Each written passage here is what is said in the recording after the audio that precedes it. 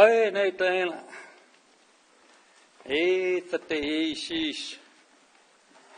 Oh, Tati, good. Good afternoon, everybody. And I said, isn't it wonderful that we're all at home?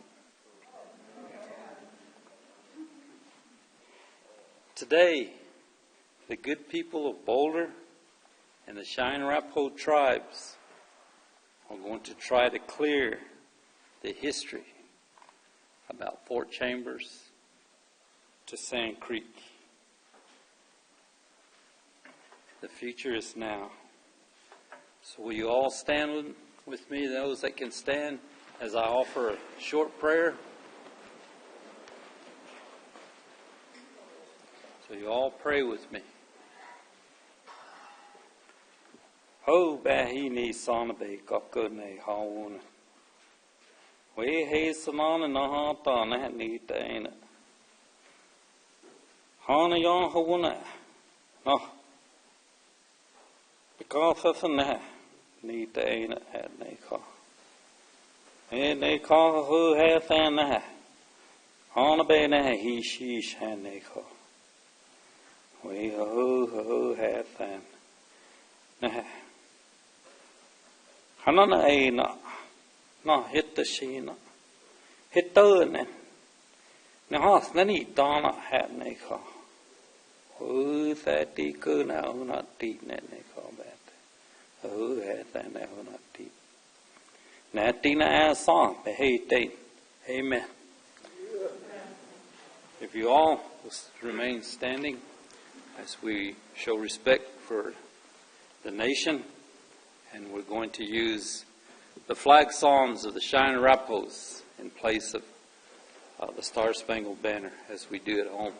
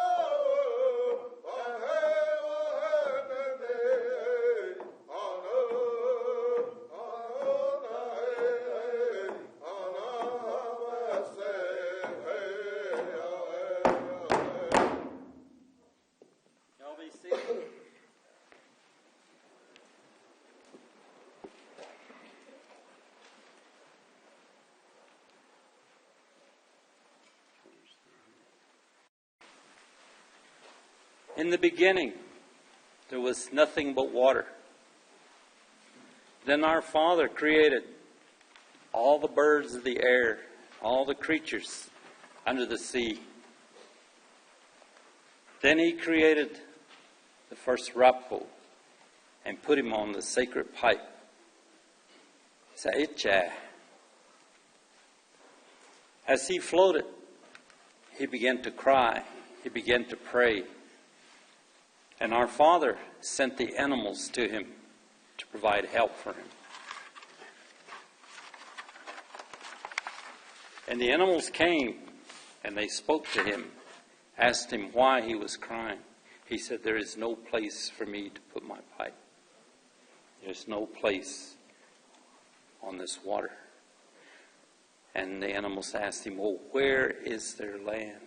How can we help?" He said, "If you can dive to the bottom and get the mud and bring it up, we'll make the earth." So all the animals took turns diving down. They came, the kingfisher, the storks, they all came and tried to help. And finally this duck came. And this duck said, "Let me try to see if I can do it." This duck dove down into the water. And he was gone for a very long time. And when he came up, he had a little bit of mud in his beak. And he told the man, "This is all I could get."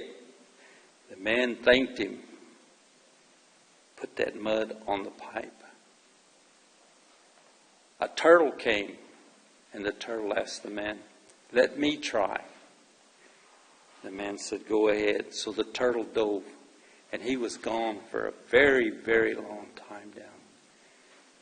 And then when he came up, he had mud tucked in the cavities of his arms, in his shells, in his neck.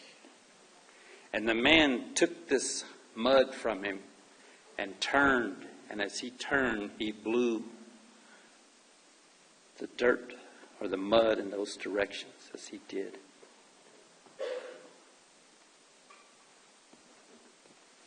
And as he threw and blew, this land became in front of him where he threw this from the turtle.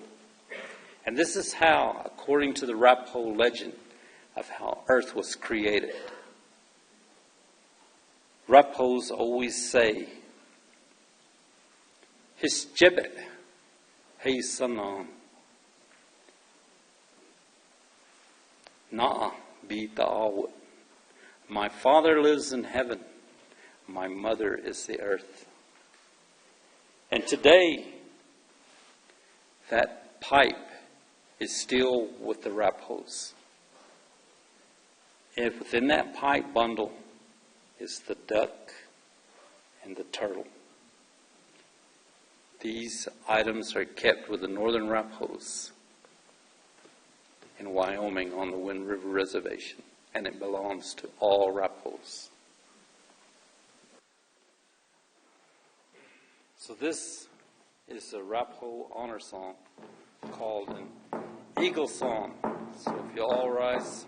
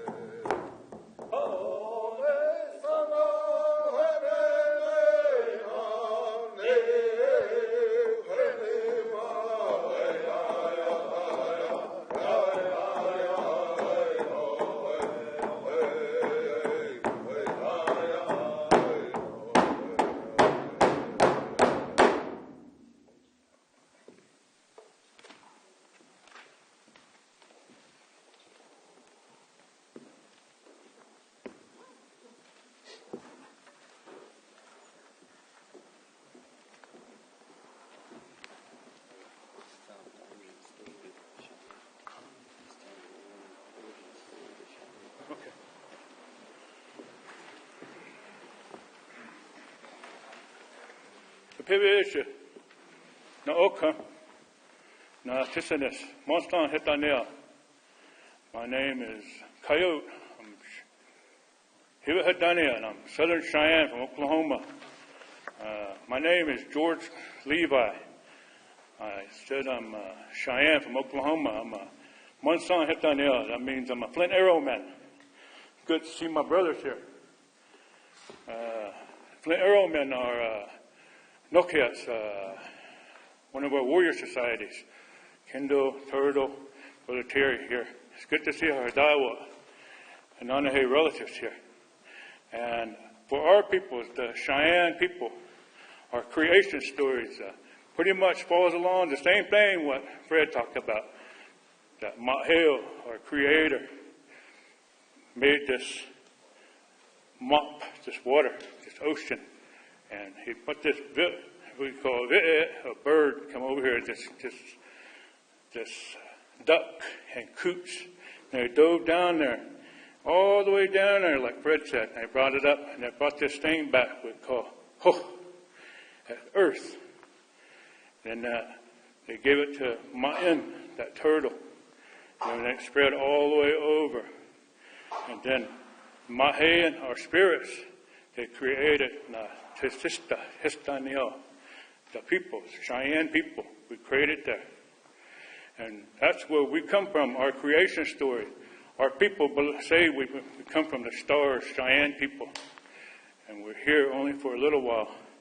But when we go home, we go to this place called Seon, the Milky Way. And that's what I know as our creation story. But a lot of people say we're from all over. One of our bands of people come from this place. Cheyennes call this place, this land, Hohona Sehomots, Rocky Mountains. One band of our people come from here, come from Canada, Minnesota. That's what comprises us, makes us Cheyenne people. Henahan, Niash.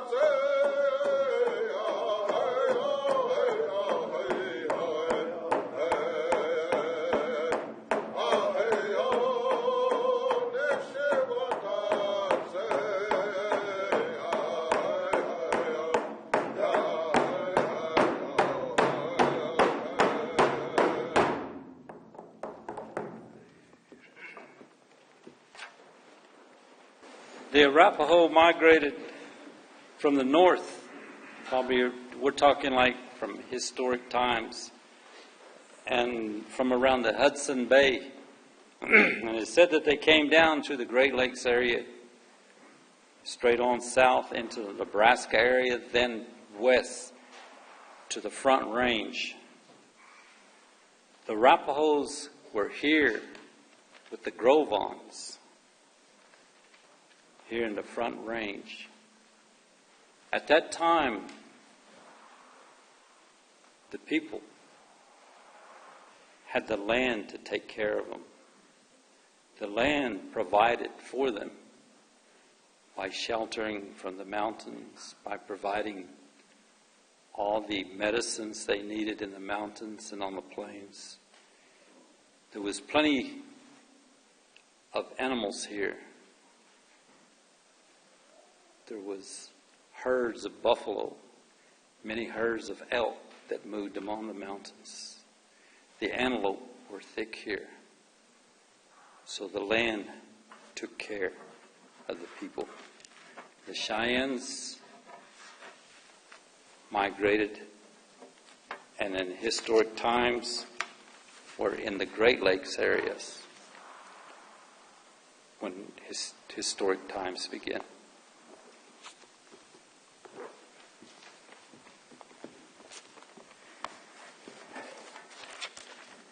Meanwhile, in Europe, the Pope declared doctrines of discovery for European empire building, ordering Christians to capture, vanquish, and subdue all non-Christians, put them into perpetual slavery, and take all their possessions and property for their use and profit.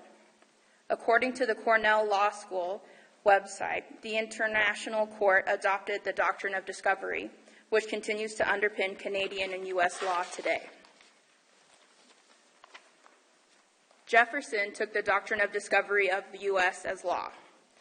Lincoln's Pacific Railway Act made a checkerboard of new land entitlement for the profit of the Union Pacific Railway. His Homestead Act drew tens of thousands of settlers west. Discovery morphed into manifest destiny. Settlers turned land into money with their idea of ownership. Gold Rush romanticizes colonization. Miners needed surveyors who imposed title onto land, towns, and roads, and economic development followed.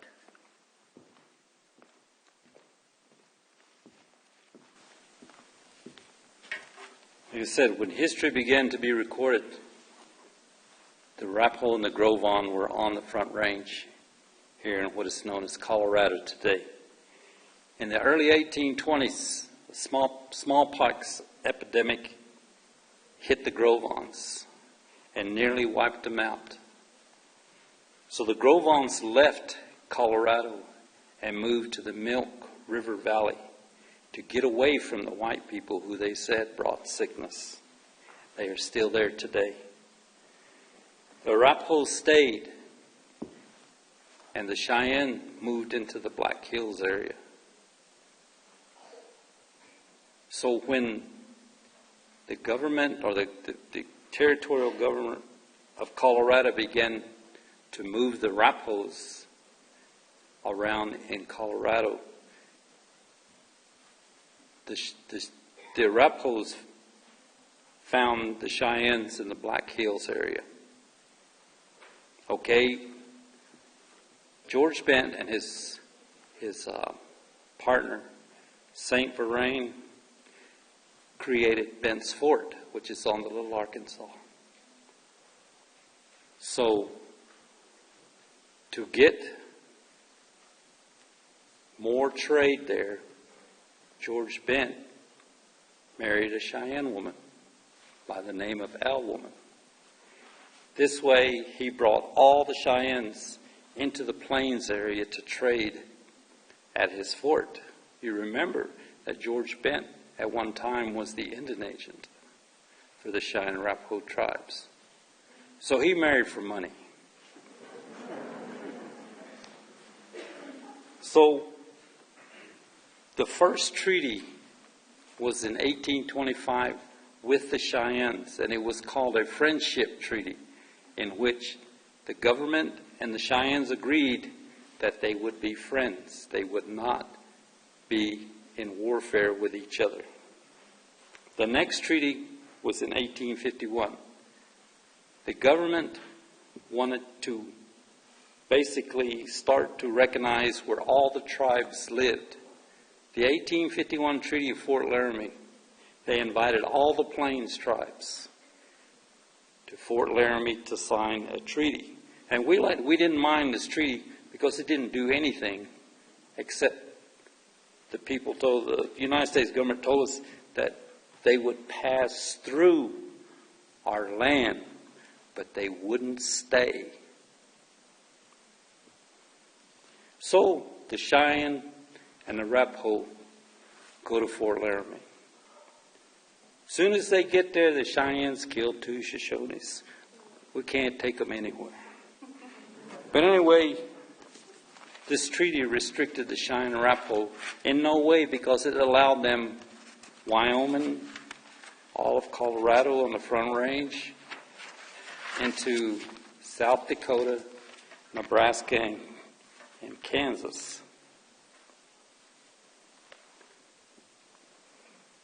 In 1858, when gold was found, settlers began to camp in the Boulder area at a place called Red Rock. Just north of there, Nawafet and Natjana, Chief Nawafet, left hand, was camped. He went over there and he told the miners they had to leave because they would kill all the animals, use up all the wood, and kill all the grass. But they were kind of a beat-up crew, and they were almost starving. So as all Rapos are, especially a chief, he told them they could stay till spring. They never left.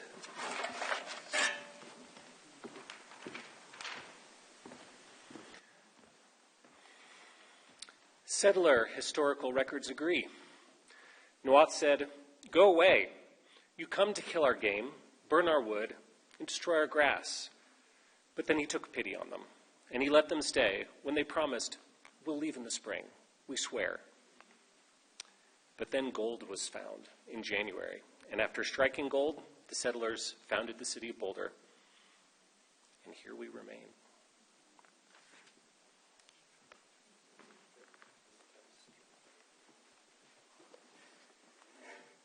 President Lincoln made sure that Colorado's territorial government was strongly anti-slavery. He made John Evans, Colorado, territorial governor, and John Shivington, a Methodist pastor, colonel of the 1st Colorado Cavalry Regiment in 1862. Evans and Shivington worked closely, trying to pass a constitution to make Colorado a state.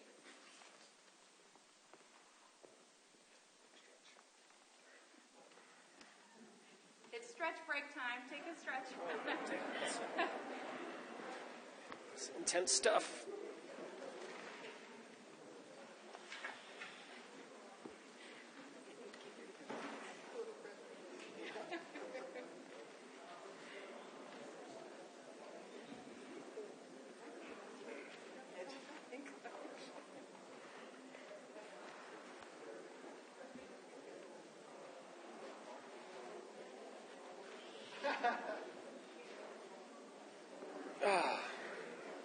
All right, a little looser. Let's come back together.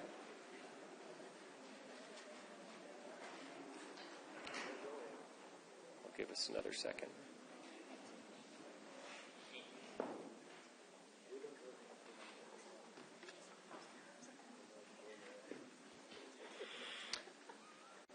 So the U.S. Civil War was still raging. Colorado's political and economic future was uncertain. Evans and Shivington's bid for statehood failed. They were looking to their futures.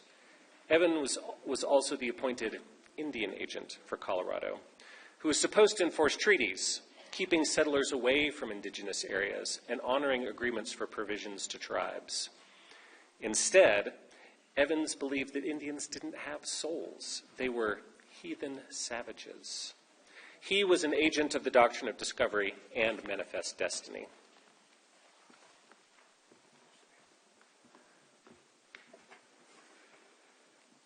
On June 27, 1864, Evans ordered all friendly Indians to report to their Indian agents for safety, though the word to the tribes was slow to circulate. Then, on August 11th, Evans made a proclamation to the citizens of Colorado to kill Indian people not assembled at those points of safety. On that day, he also called for Indian fighters to fill the ranks of a 100-day regiment. A sod structure in Valmont was made into a fort for the 100 Daysers. This was Fort Chambers for Company D of the new 3rd Regiment, Colorado Volunteer Cavalry, raised to pursue, kill, and destroy all hostile Indians that infest the plains. They were definitely not professional soldiers. Near the fort was a blacksmith, a mail post, a church, and a roadhouse with whiskey. The stage stop and church still exist, a stone's throw from the railroad track that Evans financed to go up the Little Valley in 1873.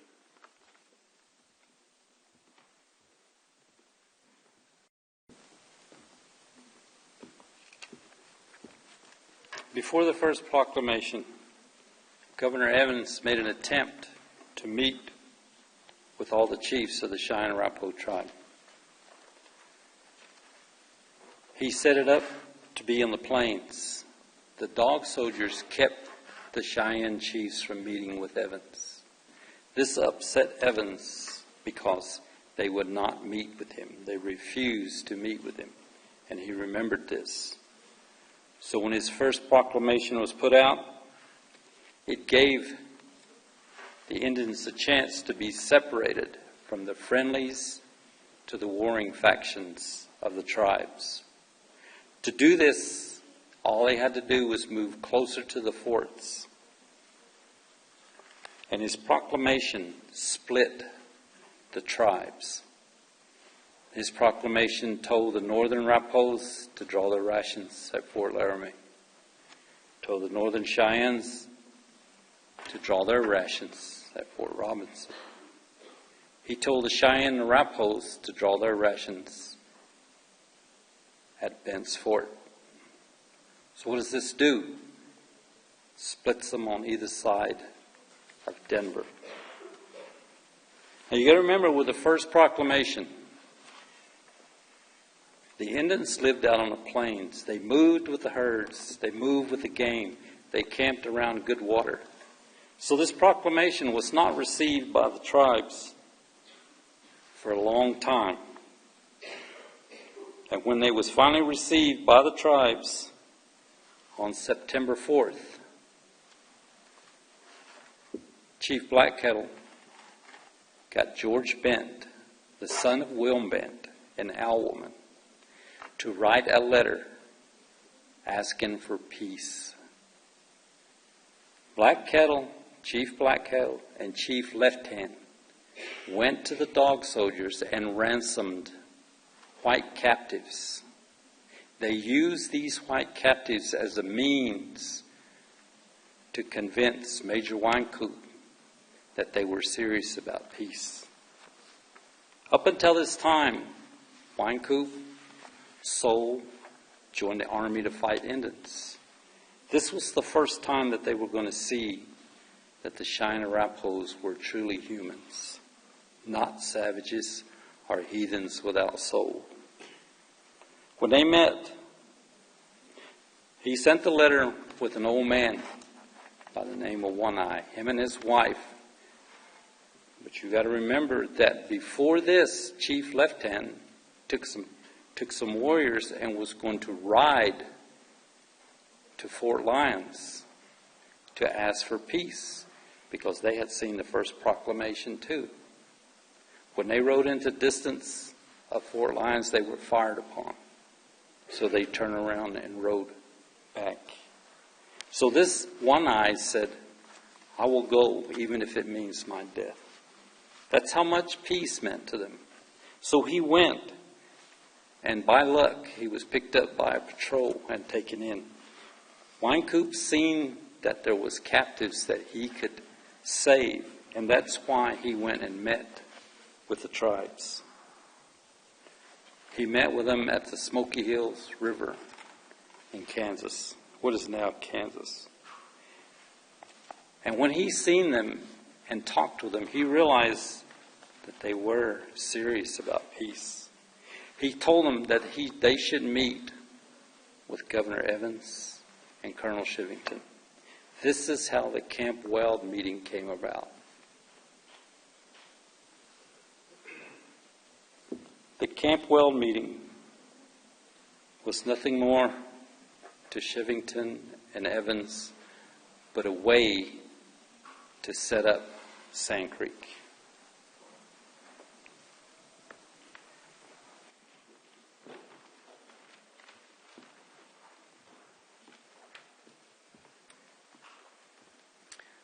Chivington believed it was his mission to exterminate the original people of this place. To do so, he needed Fort Lyon as a staging post. But at Fort Lyon were Major Ned Wynkoop and Silas Sewell, who were defending a peace agreement that had been initiated by the Cheyenne and Arapaho, the very people Chivington was plotting against. With Major Wynkoop in charge at Fort Lyon, Chivington knew he could not make the attack, so he ordered Wynkoop to Kansas in November, replacing him with Major Scott Anthony, a surveyor and real estate speculator who became a major enabler of the massacre.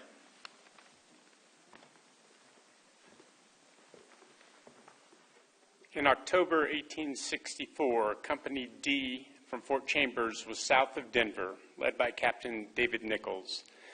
On October 9th, around this very time, 158 years ago today, they heard of a group of Cheyenne camped at Buffalo Springs further south. They went there by foot in the night and killed every person in the camp as they tried to surrender. Private Morse Coffin wrote, quote, "At the time the 3rd Colorado Regiment was raised, the idea was very general that a war of extermination should be waged, that neither sex nor age should be spared, and women held to these views in common with men. Of course, there were some exceptions, but that such exceptions were a weak minority must be well known by most residents of Colorado at that time." From Buffalo Springs, Company D marched north to meet Colonel Chivington, who was leading combined regiments of volunteer militias. Chivington led those troops in strict secrecy from Denver and arrived at Fort Lyon at 10 a.m. on November 28th.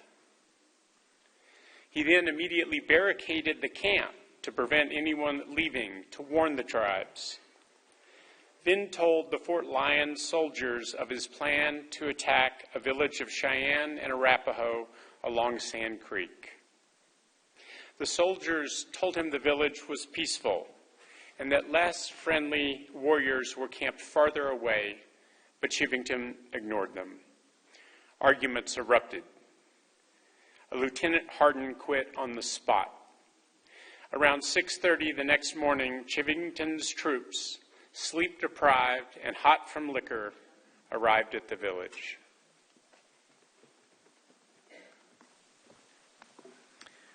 Letters from Army officers Sewell and Kramer to Ned Wynkoop tell the gruesome details of the massacre.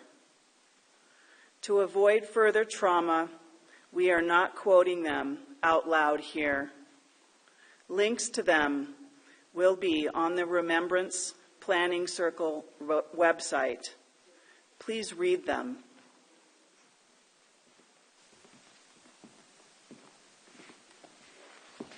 On the morning of the 29th of November, 1864, the troops from Fort Lyons and the 90-dayers from Fort Chambers attacked the sleeping villages of Chief Black Kettle and Chief Left Hand. The Arapahos were camped on the east sides of the larger Cheyenne camp. The attack started at Arapaho camp of Chief Left-Hand. The militia from Fort Chambers knew who Chief Left-Hand and his family were, and they went for him. They began shooting and riding straight through the Arapaho camp, killing indiscriminately every living thing. As the attack was going through the Arapaho camp, Chief Black Cattle saw that they were attacking and killing the Arapaho. He ran into his teepee and got the flags that were given to him by Lincoln, that if he put them up on his teepee, he would be safe from harm. With the American flag and the white flag of truce blowing in the breeze, he stood outside his teepee, telling his people that they were safe. It was a mistake. They would see the flags. When the militia ran through the Arapaho camp, they charged as a mob straight at the old chief standing there. When they saw that the flags were not being honored, but the Cheyenne were being killed, they began to run. Chief White Antelope stood his ground, shouting encouragement to his people. And when he too saw that they were being killed again, began to shout to his people to fight, to run. Before he was gunned down, it was said by George Bent that his last words were, "Nothing lives forever, only the mountains." He was slaughtered. Chief Black Kettle escaped. Chief Left-Hand and all male relatives were killed. His sister Snake Woman escaped with all her children.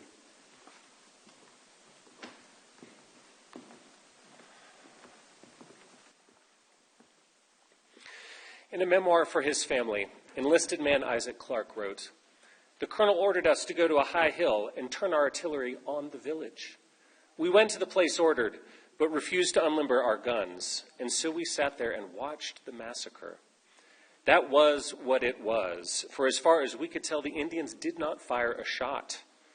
The truth of the matter is that it was a band of friendly Indians massacred by a regiment of white savages."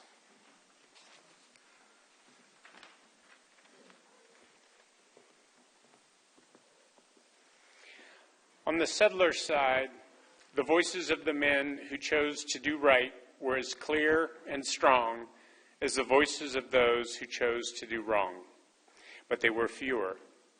Several men from the U.S. Army did not follow the illegal and immoral orders given to them. They took agency to act with courage and integrity on November 29, 1864, based on moral principles and relational experiences with people of the tribes. Of these we know of Ned Wynkoop, Silas Sewell, Cossett, George Hardin, Joe Kramer, Charlie Otterby, Isaac Clark, and more. Without them, the Sand Creek Massacre would not have been remembered by settlers into the present, and the memory of Fort Chambers and its connection to Sand Creek would have been lost.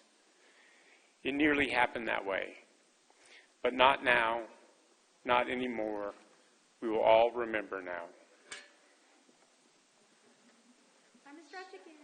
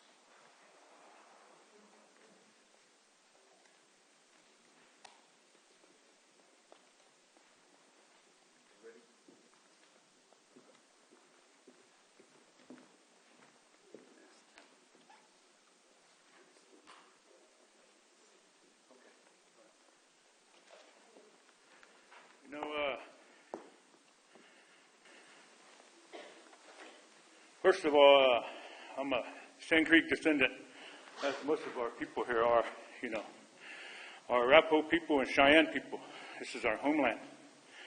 And we know that, we weren't wanted here, even though it was guaranteed by treaty. Myself, I'm a descendant of a man named Big Head.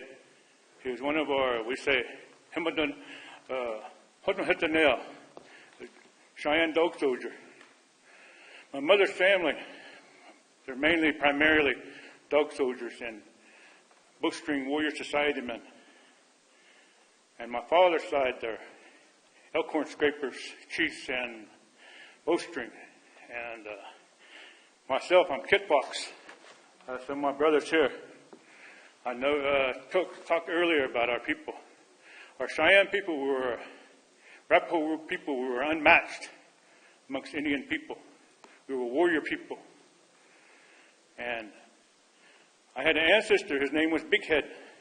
And in 1864, it wasn't just Sand Creek where we were hit. In April of 1864, up here in the Pawnee grasslands, there was a small group of Cheyennes that were attacked by the U.S. military. My ancestor, Big Head, was there. He shot a cavalryman, killed him in front of the other soldiers, cut his head off, broke that attack. Later on, at Sand Creek, he was there in the village. He passed away there. He died there, defending our Hetania, our people. Along with Whiteleaf, Cutnose, Hippie. My other descendants, my other families I'm descendant of, our people. Our people woke up that morning just like you and me today. They had dreams and aspirations. They wanted to live. I've got children. They had children there, had old folks there. We were told that we could be under the protection of the flag there. But that man, Evans, Shivington, they didn't want us here. So they formulated genocide against us. It's heavy duty to talk about that. Our relatives come up from Oklahoma. We come up from Oklahoma and talk about this. Not something we want to talk about. We don't feel good to talk about that.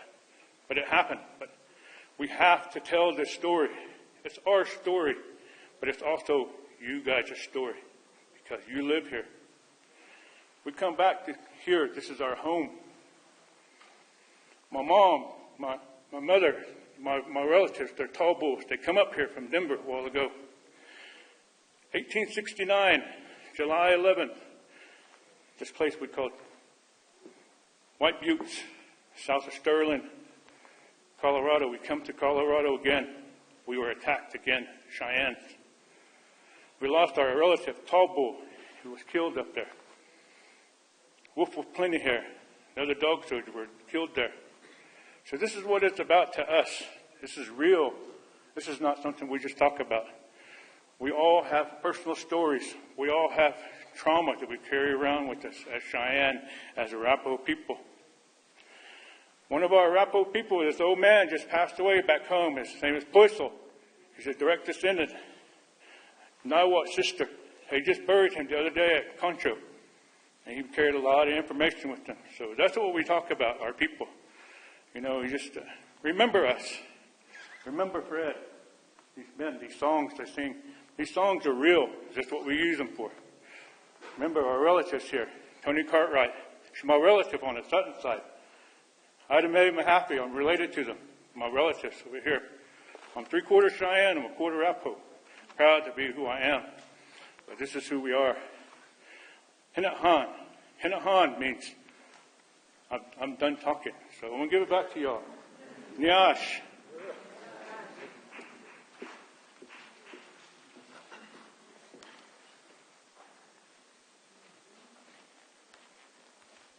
Good afternoon. My name is Ricky Candy. I'm a Cheyenne from Hammond, Oklahoma. Family come up here. It's kind of hard to tell these Sand Creek and Washita stories. The way we heard it, you can feel it when they tell you. But my Cheyenne name is Ishiamahash. It means red moon. And there's a few other people that carry that name. But how I'm here and my family said, this chief named Red Moon, he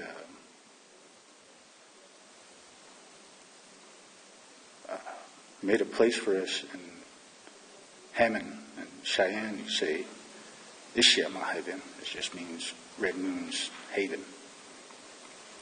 How we ended up there was during Sand Creek. He was still a young man. He wasn't chief yet. I believe his father was. I believe his father had gotten shot. Red Moon had got shot when he started running off. He made it. A lot of them didn't. But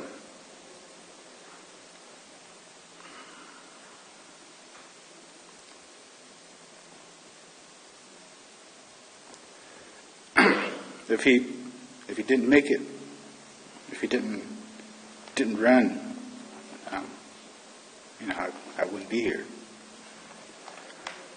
So I just want to say thank you for having us. Nahan.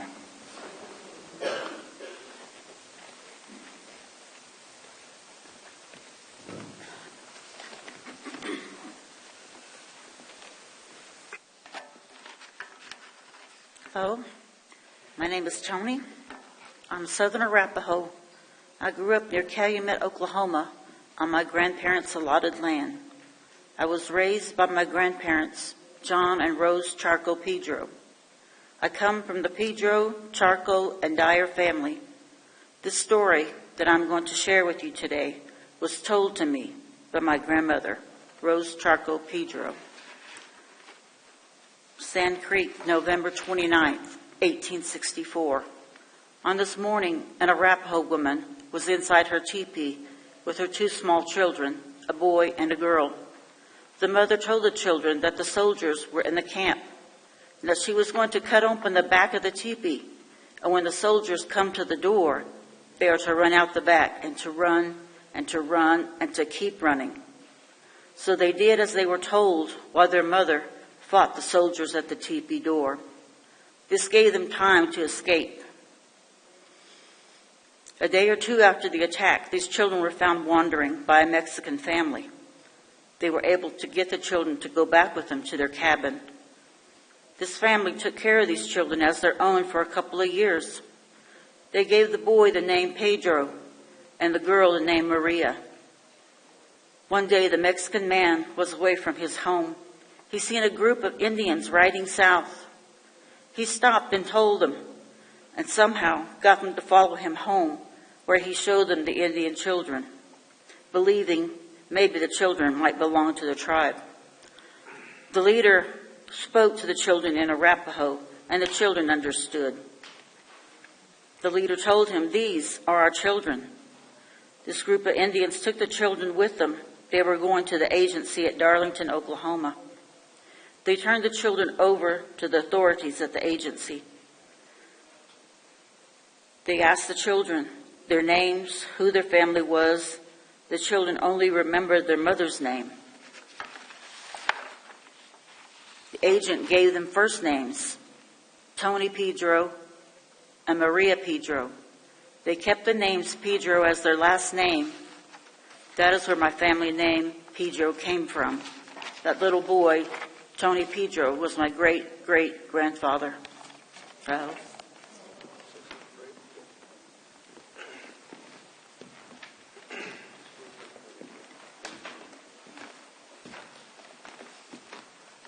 My name is Kendall Cawley.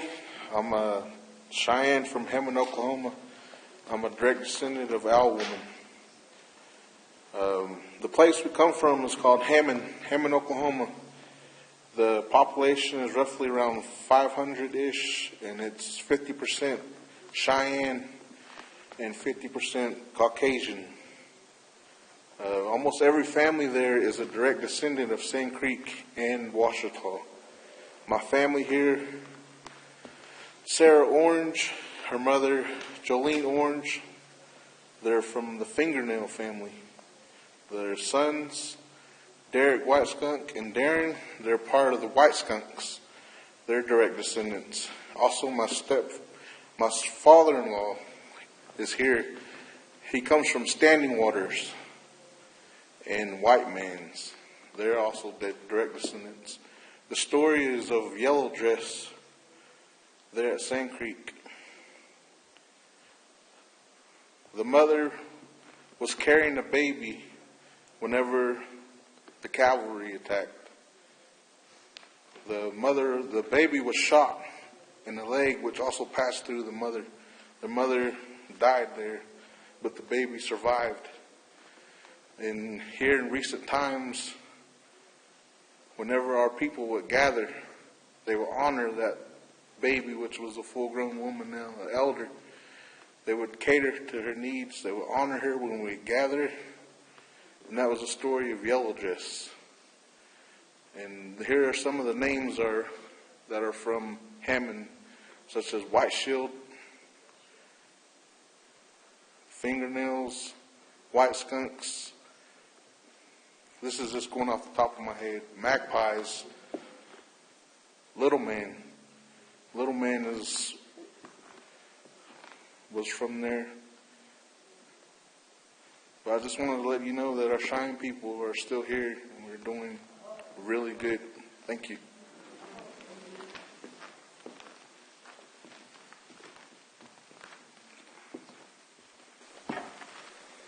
I'm going to tell you a story that fateful morning.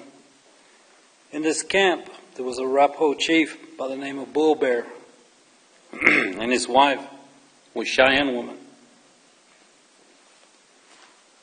They had 2 children, a young girl and a young boy. They were 8 and 4 years old. When the attack began, the chief was killed in the first onslaught of bullets. The mother, again, took the children out the back of the teepee and told them to run, keep running. And they started to run up the river, up that Sand Creek that was dry. As they were running, you remember that the girl was 8 and the boy was 4. As they were running up that creek, they encountered a man who had been shot in the stomach. This man didn't tell them, but grabbed them and pulled them into the bank where he had dug a hole. And they lay in there as the battle raged around them. As the cavalry began to come up the creek looking for them, shooting all that they could find, they stayed there with that man as he suffered. And finally, after the first day, the soldiers moved back to the camp. He told them to run. They don't know whether he died, but they think that he died there in that bank. But they kept running, they kept moving, they kept going north. And they were found by a small band of Pueblo Indians. This band took them to New Mexico. Then from New Mexico brought them back down the panhandle of what is now Oklahoma, to Little Raven's camp. When they came into the camp, the Arapahos spoke to them and they understood them and they knew that they belonged to who they were. And the woman, the girl, grew into a very respected woman in Oklahoma. Her name was Hitho Wanohu Hisse, medicine woman. because she was a doctor, a healer in later life. She was the mother of Nancy Lee North, Chips, and Woman Going Up the Hill. She married another chief by the name of White Horse. She's buried west of Geary, Oklahoma. My wife sitting right here is a descendant of medicine woman who they called Jabin. The little boy was 4 years old. His name was Mixhair. He lived and died as an old man in Oklahoma. Me and my brother are direct descendants of this little boy. My name is Caroline Goodwin. My great-great-grandfather was Governor John Evans. And I'll be reading a poem that I wrote in September of 2014. I wrote it for the descendants of the survivors of Sand Creek. And before I read it, I'd like to say that several members of my immediate family who aren't here, including my late father, Bill Davis, share the feelings I explore and express in this poem. I will not say, for the descendants of the survivors of Sand Creek. I will not say it wasn't him, Governor John Evans, my great-great-grandfather, because I believe his hand drove every hoofbeat, every breath taken and moving east. I will not say it happened in the past, will not pretend the dust does not keep coming up into our eyes, the yarrow and juniper and sagebrush. November 29th, 1864. I will not claim to understand the shadow cast by his face into the mountains and names, because those who have hurt me live down the street and have apologized in my language. I will not say I haven't built my house of shame, haven't looked into the glass for answers, my heart filled with grass, my living daughters searching the forest for their mother's light. I will not say I have the right to speak, my voice blended with the living ghosts, with the split tongue, the hollowest reeds, or even that hope is coming at us from somewhere, on someone's back, on someone's wings. Thank you.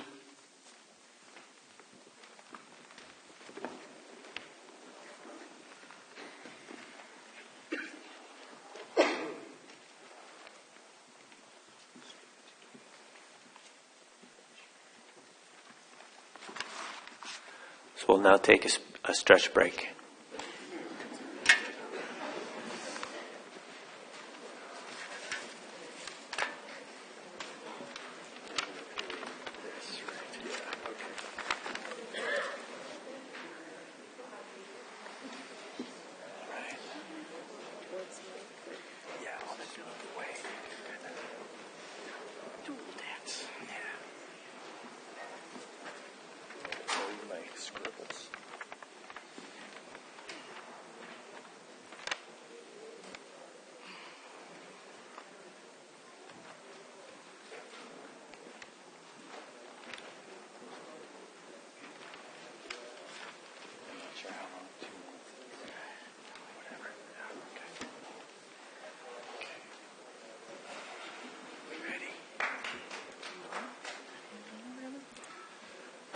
I see that many of you are standing, but if the rest of you, if you're able, please stand with us.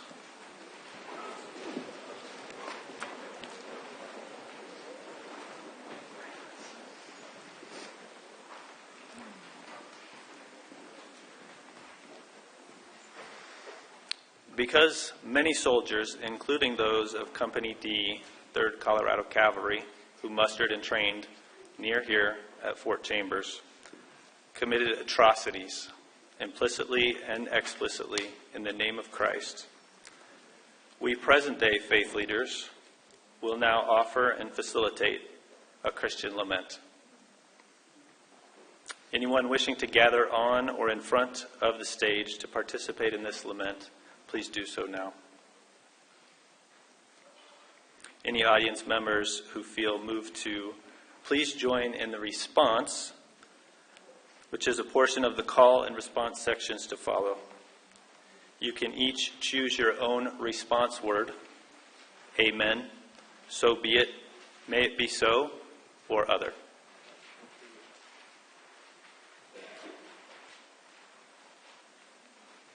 Good Creator, one who is with those who suffer, one who mourns with those who mourn, hear our lament today. May the whys and whos and hows of what we have heard here today leave their mark on us. Amen. The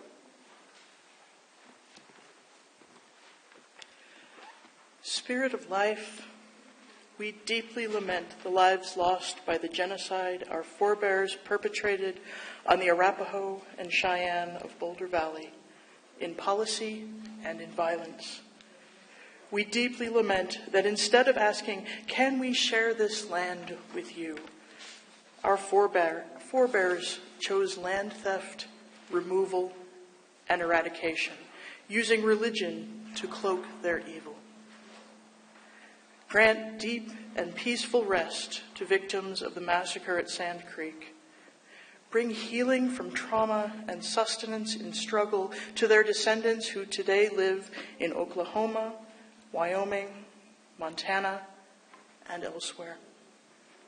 Help us all to see Fort Chambers and Sand Creek as another ground zero, a sacred place of remembrance for us all.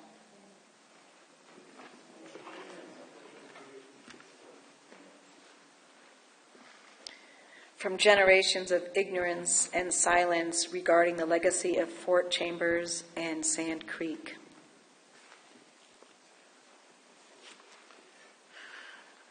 From the snares of arrogance, defensiveness, and self-justification. From the scapegoating, fear, and racism cultivated at Fort Chambers, and from their terrible harvest as murder, mutilation, and destruction.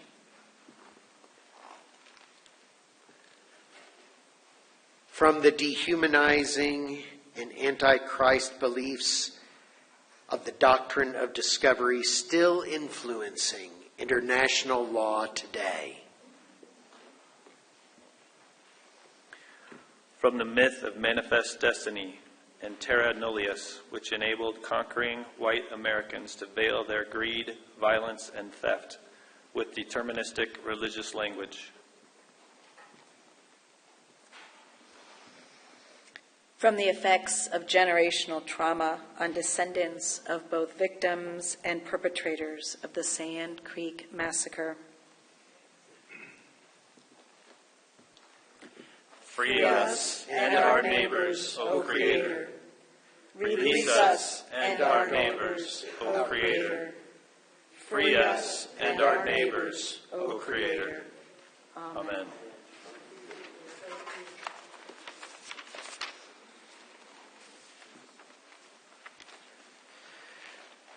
We repudiate the pride, racist attitudes, and heinous actions of Company D, 3rd Colorado Cavalry in 1864.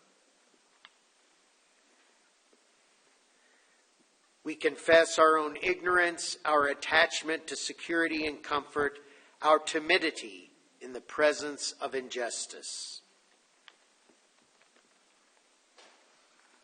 We repent the scourge of othering that continues to this day in the tiniest and the most gross interactions among ourselves.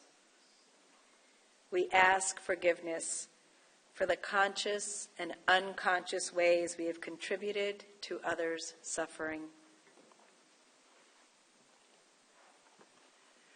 We ask for strength to help us use our human agency to choose right over wrong.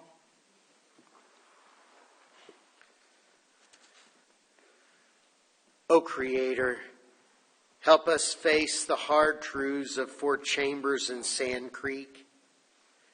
Help us find the humility to search our past, ourselves, and our institutions for the roots of injustice, and the courage to consider the many ways Native peoples today endure prejudice, discrimination, or oppression. May we have eyes to see and ears to hear how we deny, ignore, perpetuate, and benefit from those injustices.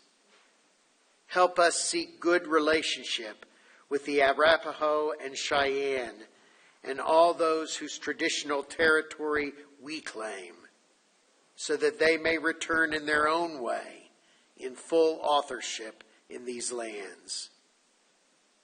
Help us stop the cycle of generations of broken promises and be worthy of trust and friendship.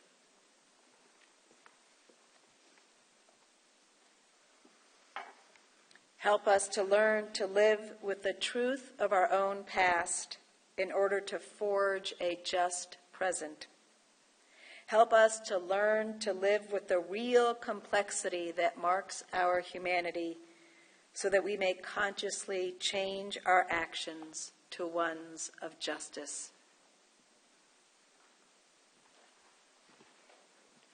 May paths open toward understanding, partnership, and true conciliation between all native and non-native peoples, and may we be in a holy unrest until those paths meet.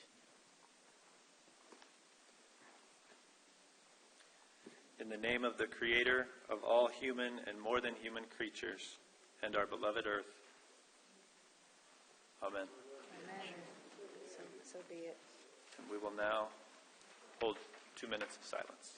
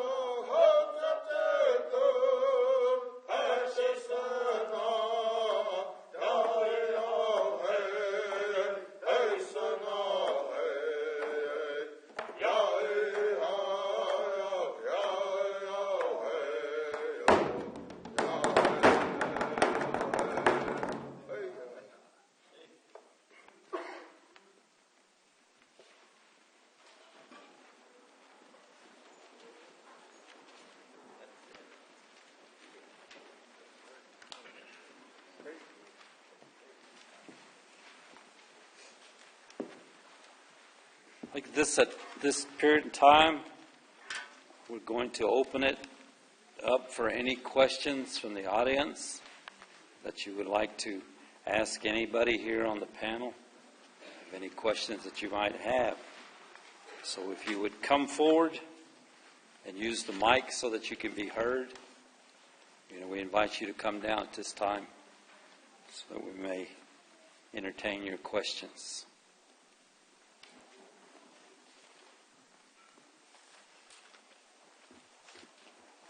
Can you speak more about Scott Anthony? Scott Anthony. He was behind it.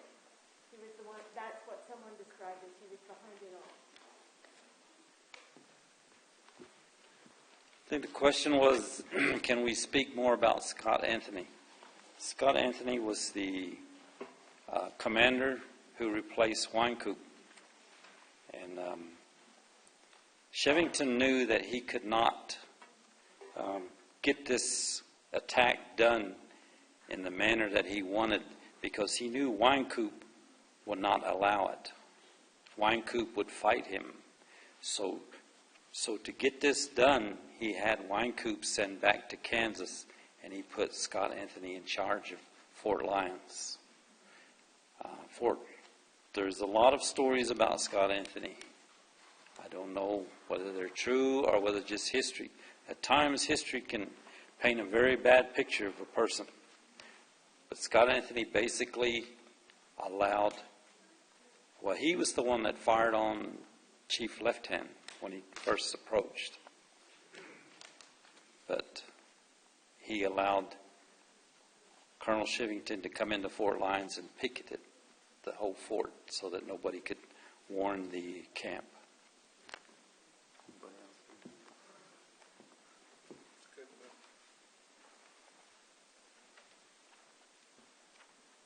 We must have done a great job because there's no questions. I mean, there's nothing else you want to know.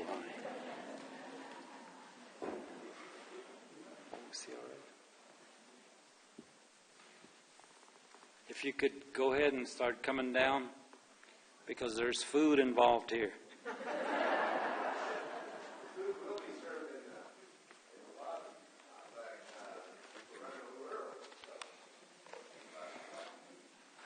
Fort Chambers site is still with us near Valmont, and I know that its disposition, what will happen to it, is still being decided. What's the state of progress for that in terms of welcoming the tribes back to this area and letting them have a place where it would be meaningful for them to be?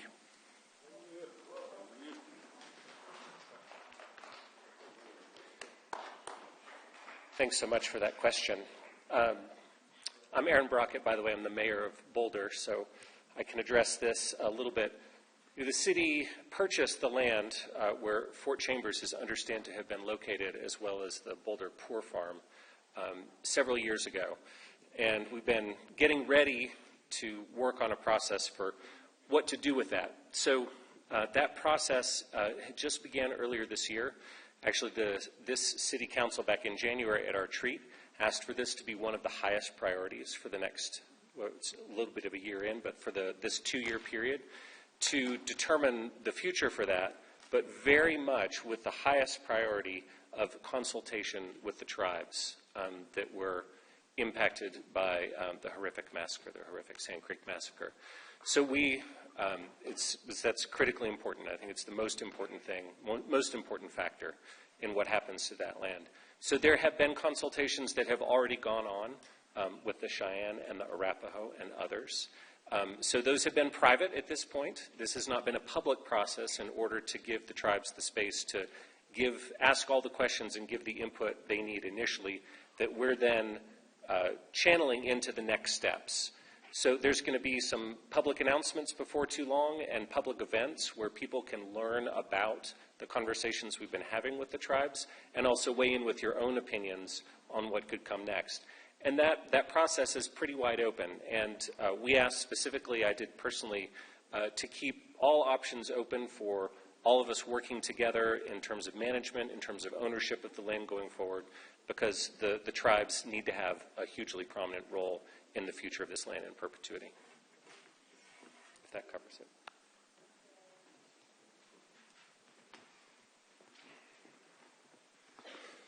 So I'd just like to add a little bit to what Aaron had to say. My name is Sam Weaver, and I was the previous mayor. And one of the things I'd like to tell a little bit about is the tribal consultation process, because there was a process up through the 90s, the late 90s, that started a conversation between the city of Boulder and the tribal nations that had connections to the area.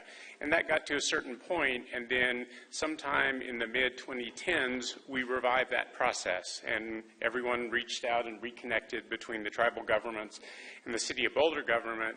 And when we sit down with tribal nations, it is a government-to-government consultation between equals. So it's the city government and it's the tribal governments that come and join us. And so it takes a lot of coordination to be able to meet everyone's needs and to get the timing right and so on.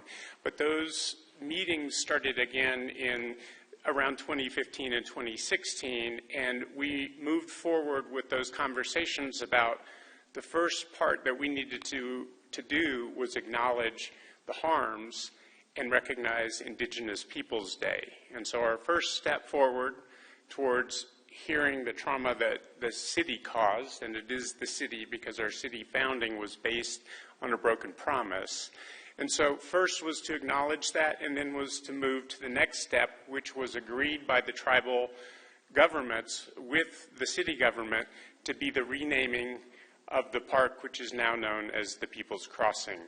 And so that is the first step that is somewhat concrete on this path that we need to go down, and the next step is the Fort Chambers site and the discussion around it. So I believe Aaron described that quite well, but a little of the context leading up there is this is restarting a process that had foundered at the end of the 90s.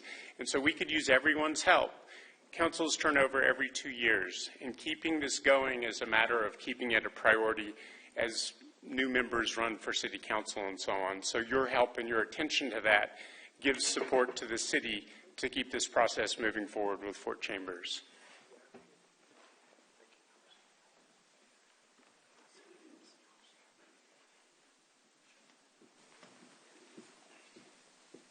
Thank you, Mr. Mayor.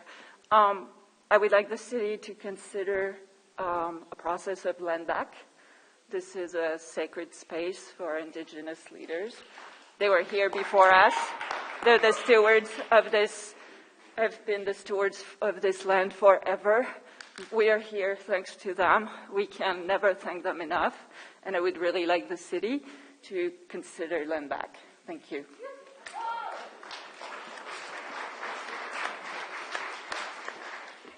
Thank you so much for that, and that is absolutely on the table. But we're not doing anything unilaterally. What's, I think, most important is to talk with the tribes and figure out what they want the most and how to collaborate together on that. But absolutely, thank you.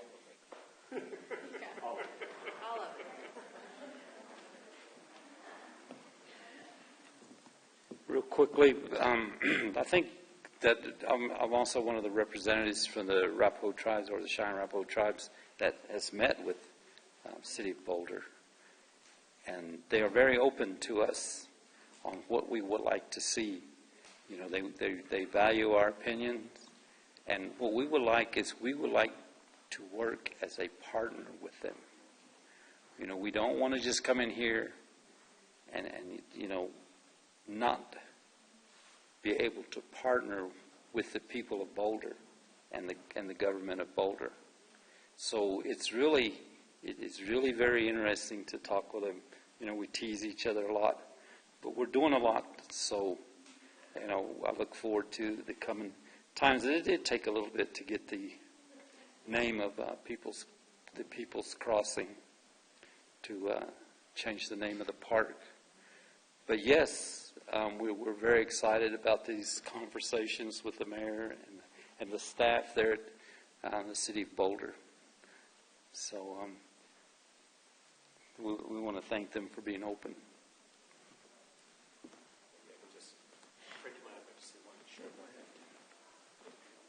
just to add to that, Fred, I so much appreciate that. And talked about the naming taking a little while.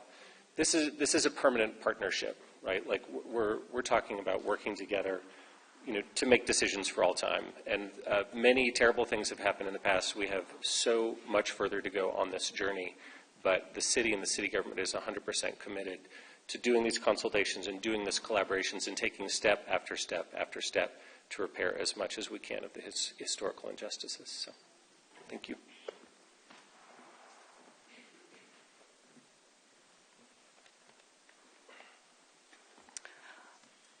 First off, I'd just like to say to these amazing people here, thank you for your courage and coming here and speaking the unspeakable. I'd also like to maybe ask a question, but maybe just make a statement, which is the audience here just made a statement of repentance for our wrongdoing here, which includes things like selfishness, greed, violence, etc. And my understanding of the meaning of the word repent is we do things differently from now on. So we've got a good start here through the city and through the tribes. But I'd ask us all to, just in our own personal, everyday lives, find the way towards doing things differently from now on.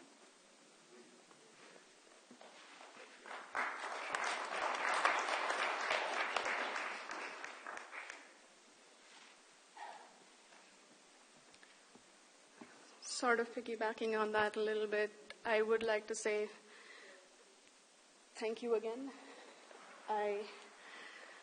We saw how difficult that was, and I'm grateful, but I'm also just, I'm sorry that the re-trauma has to happen for us to hear. And I would like to ask, in terms of just talking about repair, and if we're talking about repair of harm, repair of relationships, just extending that to reparations itself, what is the way we do reparations on a day-to-day basis for people who might not have that kind of power but have our own version of power? What does reparations look like? What do we do to understand the culture better, to understand how it can be more expansive and help us understand the sins that we've committed? And if you're willing to speak about that at all. But yeah, thank you.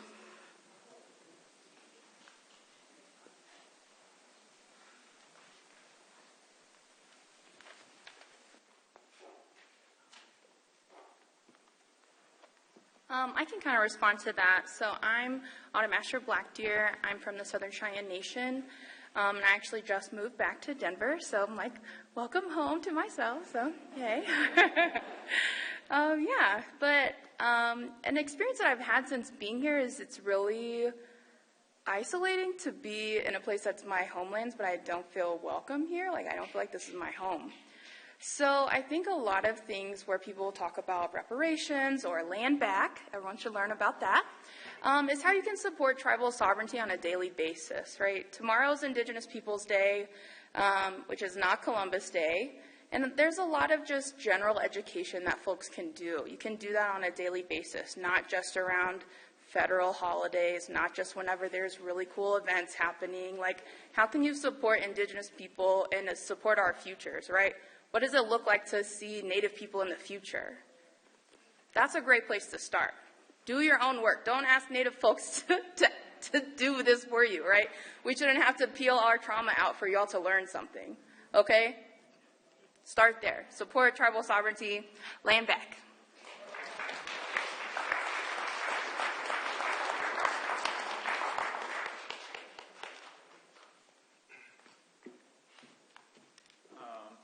Hi, I'm Chris. I moved to Colorado about 6 years ago, and I fell in love with the outdoors, the mountains, the land that is here and that is yours. And every time I go up to be amongst views like that, the names of the peaks are now Mount Evans and Long's Peak, Pikes Peak, and I was wondering if we could be educated on some names or what these mountains were originally called before they took up those names. If anybody here could speak to that. I've always been curious and never heard from the mouth of someone who knows. So I would appreciate any education on any of the land around here. Yeah.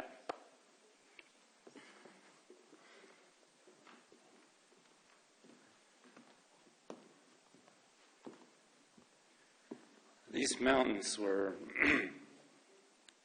kind of, some of them were very special to us, and they had special names. Pikes Peak is called Long Mountain in Arapaho.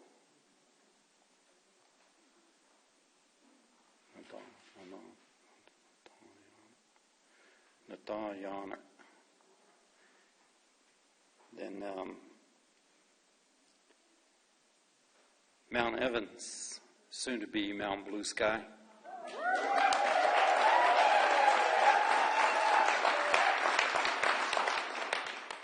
Because of its height, it was called In the Mist, because the top was in the mist in Arapaho.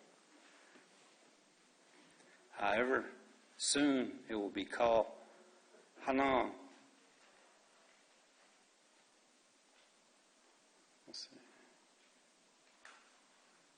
Janataya, that's what it will be called. Hana Janataya. There are other mountains, small places that has names, but that's the two highest ones here. That the Cheyennes may have names for some of the mountains here. I don't know, but that's the two main mountains.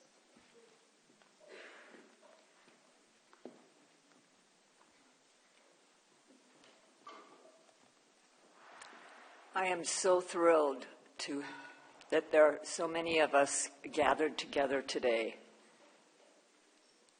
to begin to bring transformation to how this country, as a U.S. government, came and tried to destroy so many sovereign nations. And I want to speak up about the many sources that we can use to learn, and that Right Relationship Boulder has a website, rightrelationshipboulder.org, and on that website there are resources that people can utilize to learn about issues, tribes, and I encourage you to do searches on the internet and look for indigenous voices to educate. And one of the primary things I believe that we can do is to really understand the very heart and soul of what land means and what relationship with all life and all forms of life, and how all forms of life have something to teach. So that's my encouragement.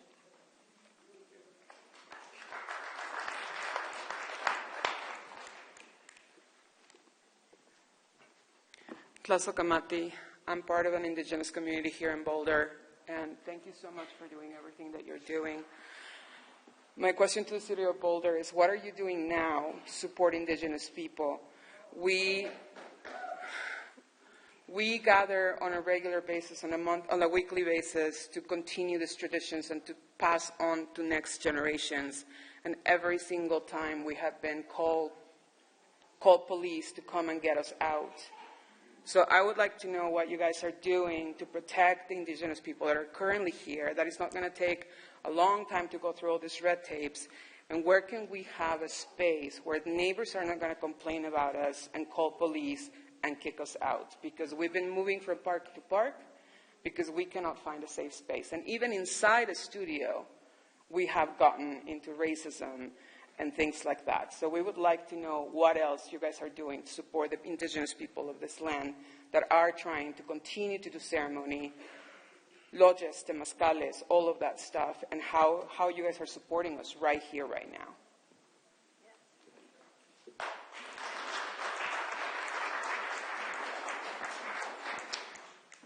Thank you for that. I really appreciate you making that point and asking that question. And I know there have been some times where religious ceremonies were conducted and police were called, and the police's original thing was like, oh, there's a fire burning where it's illegal to have a fire because of regulation, blah, blah, blah. And so they start with that, but then we're, oh, no, there's actually a religious ceremony going on here. So this is not something that we should be shutting down necessarily. So I know we still have some evolution to go on in terms of making sure that the police and the community and the neighbors know, that it is okay for indigenous folks to practice their religion in the city of Boulder. So I would love to make contact with you and learn about your specific experiences, because we do very much want to enable that. We do have memoranda of understanding about things that open space areas like around Valmont Butte that are available, but I know we can do better. So hopefully we can exchange information and I can learn more about how we can help your specific situations in particular, because it's a value of ours very much. So thank you.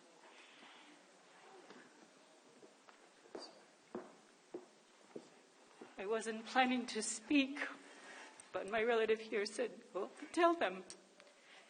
I want you to know that people still in Boulder County make threats against indigenous people who are living next door to them because they don't like it. They don't like seeing us. They don't like seeing what we're doing, collecting donations for our relatives. We have to stop that. We have to stop the threats so that we don't have to keep calling police to protect ourselves. That's what you have to work on here, right now. So our children are safe. It's not just in sacred ceremonies. It's just because we live somewhere. That has to stop. Has to stop. It's my grandma here also, not just yours.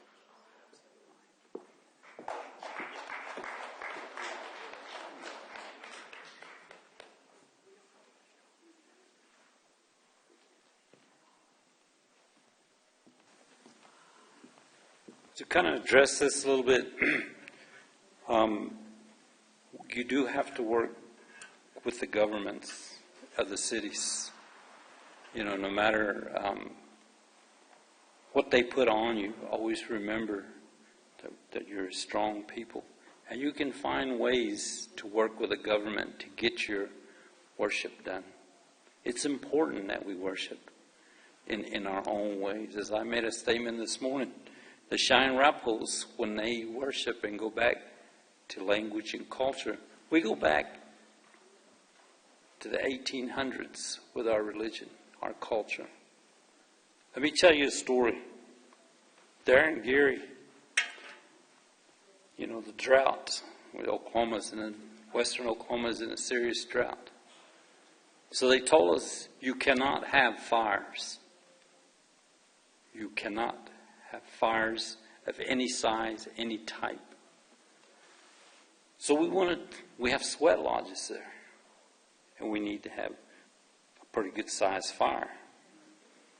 And so me and my partner, some of you know Chester Wyman. He's a sneaky guy. Anyway, he thought about it a while, and he went to the state fair. And he's seen these barbecue places that have a shelter built over their fire with a door. And he came back and he told me, he said, I got it. He said, what are we going to do? He said, I got it. So we go to the BIA and we tell them, this is what we're going to do.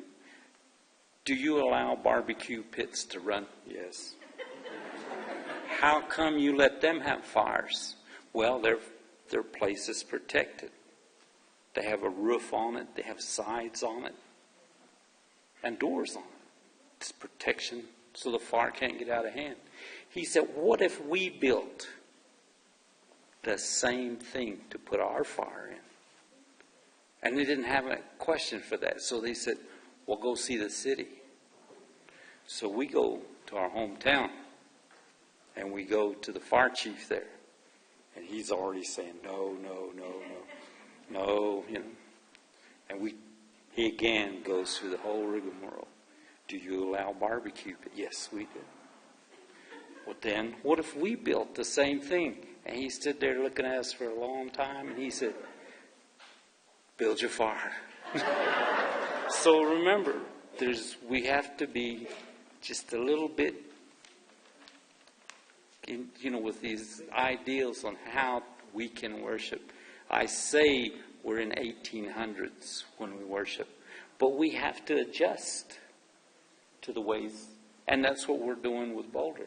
Boulder is telling us through this MOU, this is what we have, this is what we have, this is what you can do right now, but this is a restriction. We're going to have to find a way to work with them, and it can work. So I tell everybody, don't get mad, get smart. So that's one thing to think of.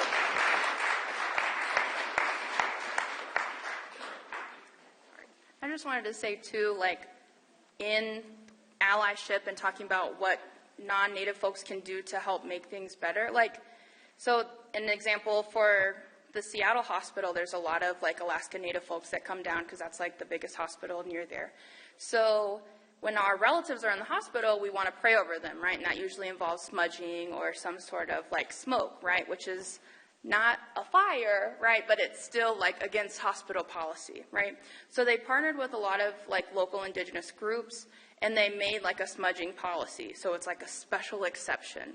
And folks were like, a smudging policy, right? But for Native folks, I'm I would never put smudging and policy in the same sentence, right? So what non-Native folks can actually do is y'all navigate the red tape for us, make stuff easier for us. I don't want to have to go to the fire chief or to everybody else and get 1,000 signatures and talk to the CEO. You do that. I'm going to bring you the need. You can navigate all of that stuff and actually make it easier because, that's our ceremony. That's our way. We shouldn't have to do an extra thing, be really nice and dress nice to go meet with the mayor, which y'all are great. But, we shouldn't have to. Make it easier for us. So that's what I just wanted to say. Thanks.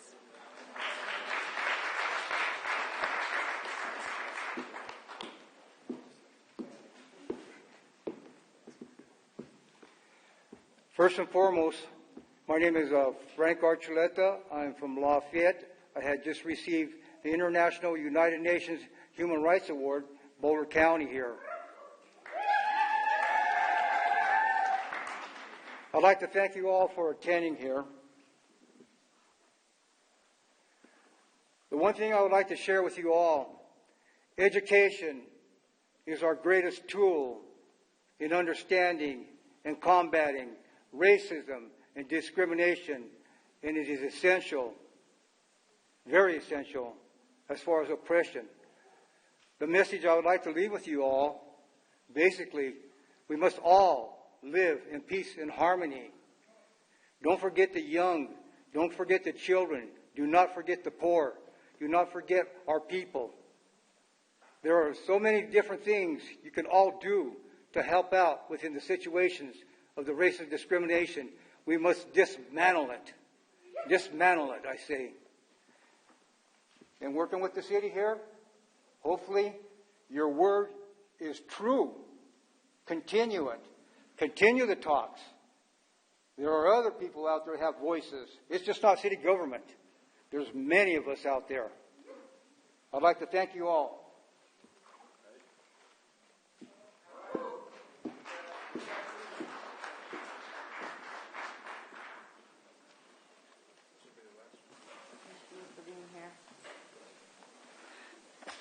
Hi, my name is Sally, and I'm also with Right Relationship Boulder.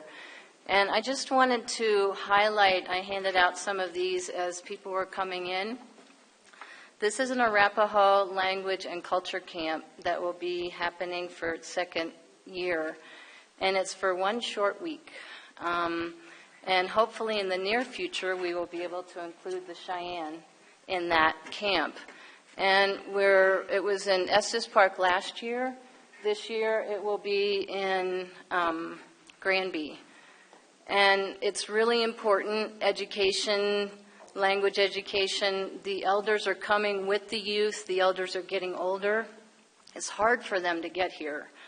And so anything that we can do to extend that period of time and to make this home available is vital. So please give generously, please talk about it, and let's keep working with the generous why. They are making it possible for us to have camp there, and also to, I just want to extend the time. 1 week is not enough, right?